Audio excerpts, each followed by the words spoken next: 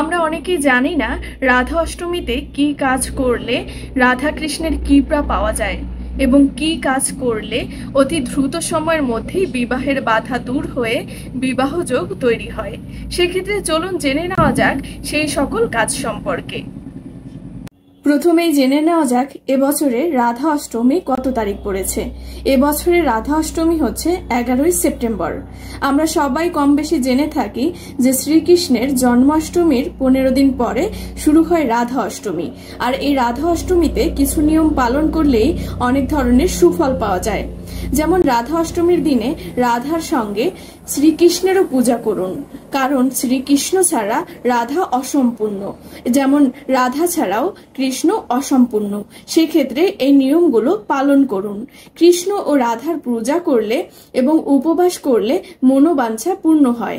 এছাড়াও এই দিনে আরো কিছু বিশেষ ব্যবস্থা রয়েছে, যে ব্যবস্থা গ্রহণ করলে বিবাহ বাধা দূর হয়।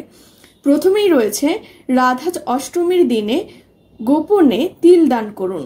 এর সঙ্গে আপনি মাসকলাইয়ের ডাল, কালো কাপড়, লৌহ ইত্যাদি দান করতে পারেন। এই জিনিসগুলো দান করলে বিবাহ বিলম্ব দূর হয়।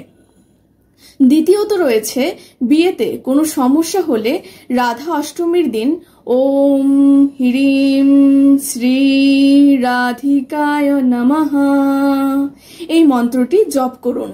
এতে বিবাহে বিলম্বর সমস্যা সমাধান হবে।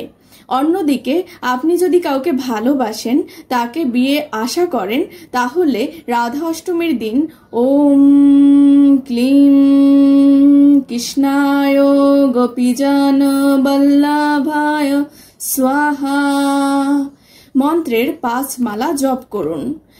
তৃতীয়ত রয়েছে আপনি যদি প্রেম বা শীঘ্রই বিবাহের সাফল্য চান, তবে রাধা অষ্টমীর দিন রাধা ও কৃষ্ণের যৌথ পুজো করুন।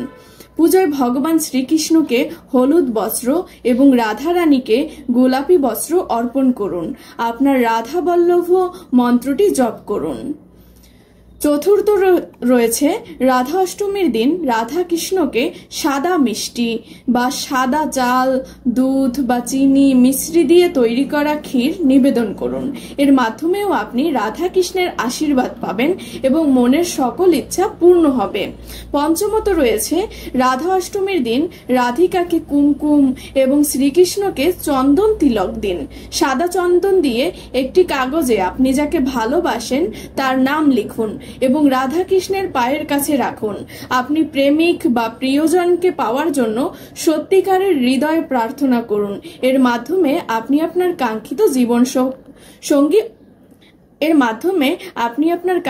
জীবন সঙ্গী অবশ্যই পাবেন। সবাইকে অসংখ্য ধন্যবাদ জানাচ্ছি এতক্ষণ এই ভিডিওটির সাথে থাকার জন্য। এই নিয়মগুলো পালন করলে আপনি অবশ্যই সুফল পাবেন।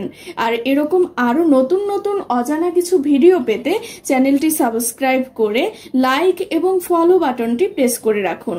সবাইকে জানাচ্ছি শ্রী রাধা অষ্টমীর অগ্রিম শুভেচ্ছা। সবাই ভালো থাকুন, সুস্থ থাকুন। রাধে রাধে।